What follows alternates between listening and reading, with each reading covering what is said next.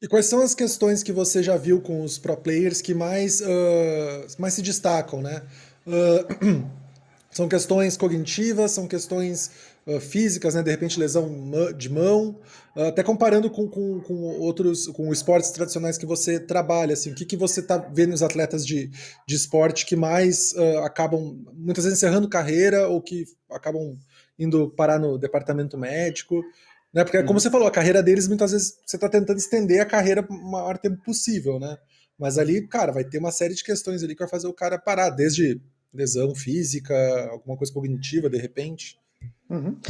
O que a gente costuma ver, né, nas modalidades mais tradicionais, a gente tem lesões por esforço repetitivo, né, por estar fazendo aquele gesto, aquela coisa sempre. Então pega, por exemplo, ombro do arremessador. Então pega um arremessador de beisebol, por exemplo, ou handball. O cara tem toda uma estrutura de ombro adaptada, a angulação de ombro dele é maior do que do ombro contralateral, ele tem toda uma estrutura completamente adaptada para aquilo. Né? E aí, geralmente, são lesões, então, o cara dá 1.000 arremessos, tantos arremessos, então vão por repetição. Ou se não, por traumas, né? O cara tem muito impacto, depende do futebol, por exemplo, putz, tem um entorse de tornozelo, tem um trauma, tem um entorse de joelho, tem uma concussão, né? Um choque de cabeça com cabeça, por exemplo, né? Então, tudo isso são lesões evidentes que a gente está acostumado a ter. Né? Nos esportes, o que eu estou sentindo, o que eu estou vendo cada vez mais? São lesões a maioria por esforço repetitivo. Então pega lesões semelhantes até a trabalhadores que ficam o tempo inteiro sentados e tem movimento repetitivo em série, como antigamente o pessoal, hoje ainda, né, em fábrica, putz, faz sempre o mesmo movimento, o mesmo movimento, o mesmo gesto.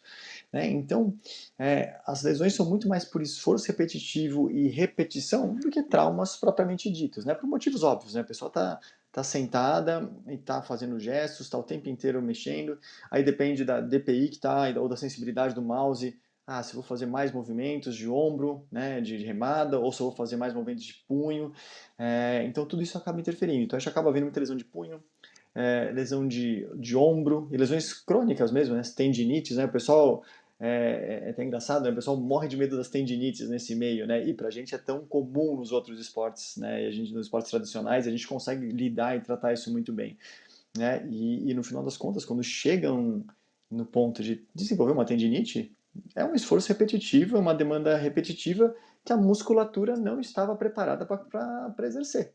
Então, quando a gente consegue desenvolver isso, consegue dar musculatura, até mesmo para ficar estruturado, para ficar com uma postura melhor na cadeira, sentado por muitas horas, né? Aguentar uma partida aí de 2, 3 horas.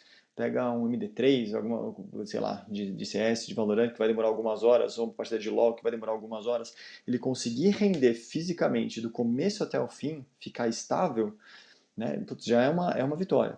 Então, se a gente conseguir dar parte física, preparação física e atividade com fisioterapia que a gente proporcione isso e diminua a chance de acontecer essas lesões estruturais, essas tendinites, melhor. Né? Já a parte cognitiva, ela acaba sendo muito semelhante às outras modalidades, né? Em parte de performance, em parte de pressão, em parte de interferência, né, do meio com o indivíduo, né? Questão de grupo, questão de coletivo, questão de cobrança própria, né? Mas tem particularidades, né, que muito do que ele vai fazer, muitas modalidades também, mas depende de tempo de reação. Uma reação simples, uma reação de escolha com tomada de decisão, memória, ele entendeu qual que o parceiro deu para conseguir executar. Então, tudo isso influencia no rendimento.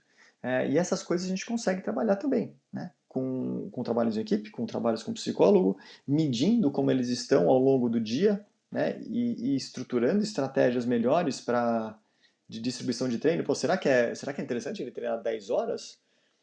Ou será que é interessante ele treinar 5 horas, 3 horas, com uma especificidade melhor e com uma intensidade maior e focado 100%? Né? O que será que é melhor para a gente? Então a gente está tentando, aos pouquinhos, ir desmistificando essas coisas de quanto mais melhor, né, quanto mais volume melhor, e conseguir atender essas demandas, conseguir solucionar um pouquinho disso e melhorar o rendimento deles. Né?